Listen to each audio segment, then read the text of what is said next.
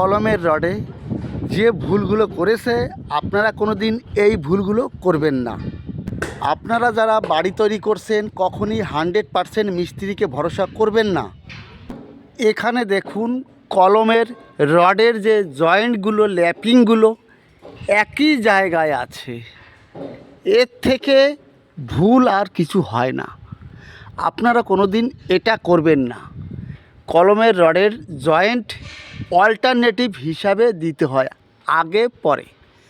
উপরে দেখুন রডটা ছাড়া আছে, ছোটো বড়ো ছাড়া আছে দেখুন।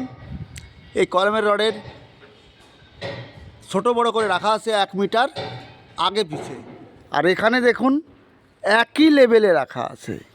এটা করবেন না। সব সময় আপনারা কমপক্ষে 1 মিটার ডিস্টেন্সে আপনি ছোট বড় রাখবেন, একই লেভেলে রডের জয়েন্ট দিবেন না।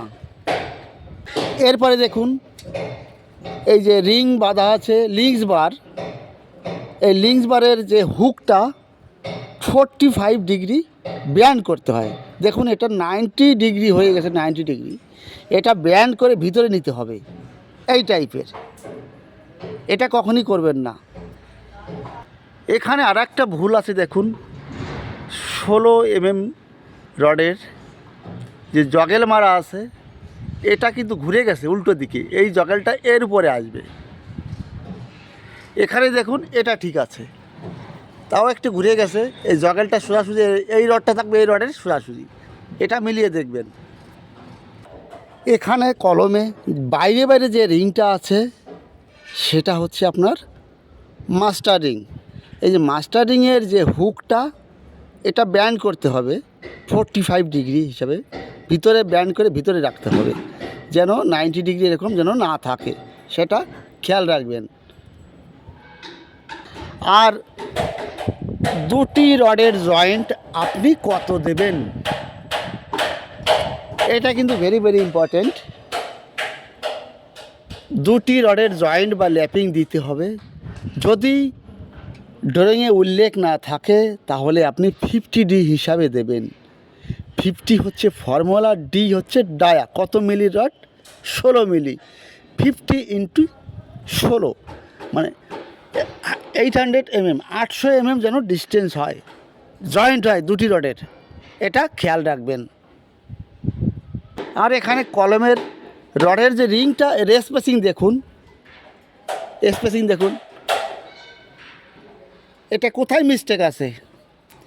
Bottom of on third, bottom of on থার্ডে স্পেসিংটা ঘন দিতে হয়, কাছাকাছি দিতে হয়, আর তারপরে গিয়ে ফাঁকা দিতে হয় বটম অফ অন থার্ড।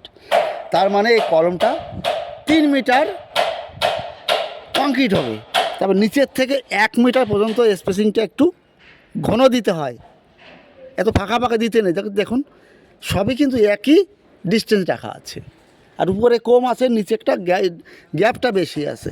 এটা করবেন না, এটা সবচেয়ে বড় ভুল। ওইখানে মিস্ত্রিরা কাজ করছে, ওদের বলেছি এটা কেন করেছো, ওরা কি বলছে পরবর্তীতে আর করব না। তবে লোকসানটা কার হলো? মালিকের হলো, আপনার হলো। তাই জন্য বলি অভিজ্ঞ লোক দিয়ে সব দিন কাজ করাবেন। আর সিভিলের বিষয়ে যে কোনো করছেন আপনারা করতে পারেন।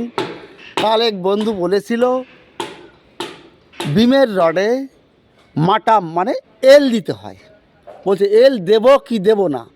আমি ভাইকে বললাম ভাই বিমের রডে 100% এল দেবেন। সামনে বিম দেখছেন, এখানে কলমের ডায়াস বার ছেড়ে দিয়ে তারপর বিম বাঁধা হয়েছে। যদি এই কংক্রিটে না হতো, এখানে এই বিমের রড লাস্টে গিয়ে একটা এল করতে হতো, ব্যান্ড করা হতো, সেটাকে এল বলা হয়। এটা অবশ্যই আপনারা করবেন, বিনা এল ছাড়া কোনো দিন বিমের রড বাঁধবেন না, এটা দেখে নেবেন। আর এখানে এল দেখাতে পারছি না কী জন্য, এখানে ডায়াস বার রাখা আছে। দেখুন রড যদি এই কংক্রিটে না হতো তাহলে এইভাবে সোজা গিয়ে একটা ব্যান্ড করে এল দিতে হতো, কিন্তু বিমের রডে সব সময় এল দেবেন। একটা লোড বেয়ারিংয়ের ব্যাপার আছে, টেকনিক্যাল। আর এই ডায়াস বার মিনিমাম কত মিলির রড ছাড়তে হয়? মিনিমাম 12 মিলির 12 mm ডায়ার রড দিতে হয়, কমপক্ষে 12 mm রড দিতে হয়। তাহলে বন্ধুরা আজ এ পর্যন্তই, পরবর্তীতে আবার নতুন ট্রফি নিয়ে আসবো। ভালো থাকুন, সুস্থ থাকুন, আবার আসবো আপনাদের সামনে। All the best.